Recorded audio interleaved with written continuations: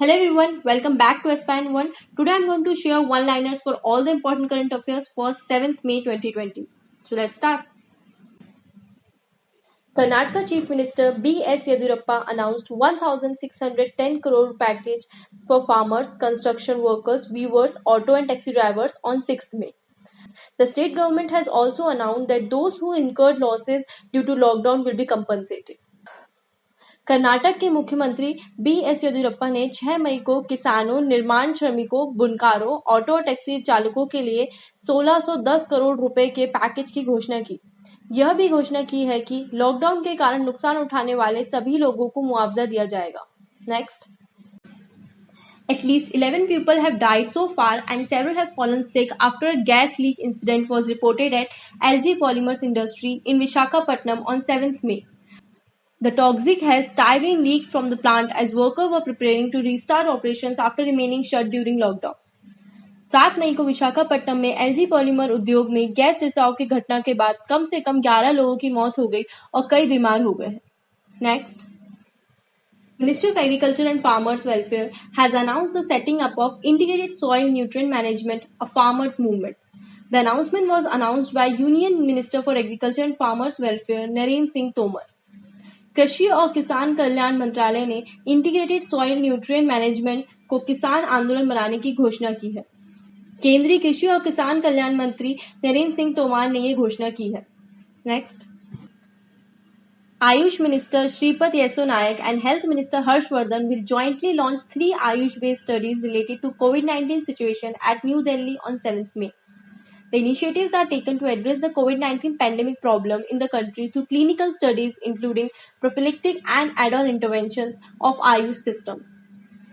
आयुष मंत्री श्रीपद येसो नायक और स्वास्थ्य मंत्री हर्षवर्धन संयुक्त रूप से 7 मई को नई दिल्ली में कोविड-19 स्थिति से संबंधित 3 आयुष आधारित अध्ययन शुरू करेंगे। Next, UNICEF released a report titled Lost at Home on 5th May.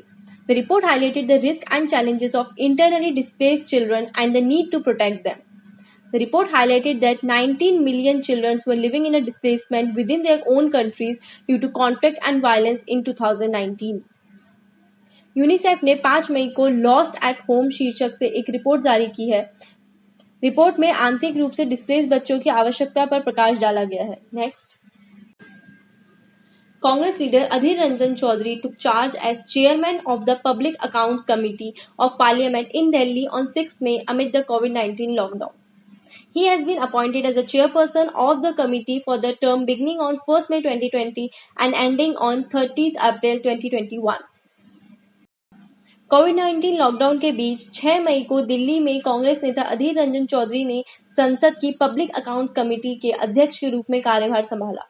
Next, Rajasthan State Health Minister Raghu Sharma formally launched COVID-19 treatment with plasma therapy at the city's SMS Medical College through video conferencing on 6th May.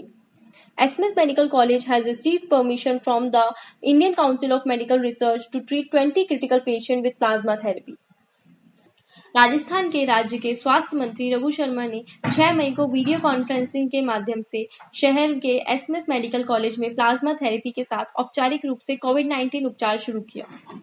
SMS medical college ने ICMR से plasma therapy से 20 गंभीर रोगियों के इलाज के लिए अनुमति ली है। Next, prime minister Narendra Modi chaired a meeting of the task force on corona vaccine development. He reviewed the current status of the India's effort in developing the vaccine, drug discovery, diagnosis and testing. प्रधानमंत्री नरेंद्र मोदी ने corona vaccine development पर task force की बैठक की अध्यक्षता की। Next,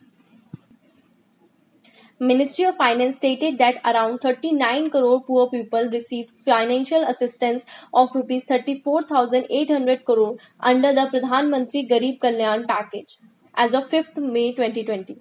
The amount was transferred to the beneficiaries using the digital payment infrastructure. वित्त मंत्रालय ने कहा कि लगभग 39 करोड़ गरीब लोगों को 5 मई 2020 तक प्रधानमंत्री गरीब कल्याण योजना पैकेज के तहत 33,800 करोड़ रुपए की वित्तीय सहायता प्राप्त हुई है। Next, Coronavirus Global Response International Pledging Conference was held virtually on 5th May. The conference began on 4 May and expected to end on 23rd May. Around 40 countries participated in the online summit.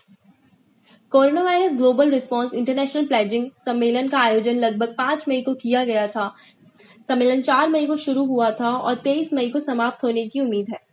Online summit में लगभग 40 देशों ने भाग लिया है। Next, World Athletics Day is celebrated on 7th May. The day of observation is subject to change as the International Amateur Athletic Federation decides the dates every year, but the month remains the same, which is May. The day aims to boost the participation in athletics amongst youngsters. 7 मई को विश्व athletics दिवस मनाया जाएगा। यह दिन का उद्देश्य युवाओं के बीच एथलेटिक्स में भागीदारी को बढ़ावा देना है। Next, Vesak. The day of the full moon is observed in the month of May by the United Nations on 7th May 2020. The day commemorates the birth, enlightenment, and death of the Lord Buddha, the founder of Buddhism, all of which is said to have taken place on the same day. Vaisakh Purnima का दिन मई के महीने में UN द्वारा 7 मई 2020 को मनाया जाता है। यह दिन बौद्ध धर्म के स्थापक भगवान बुद्ध के जन्म, प्रबोधन और मृत्यु की स्मृति में मनाया जाता है। So that's all. Don't forget to give us a thumbs up. If you have any suggestions, post it down below in the comment sections. We will be posting such videos daily. So hit the subscribe button and press the bell icon to never miss any update. Thanks for watching.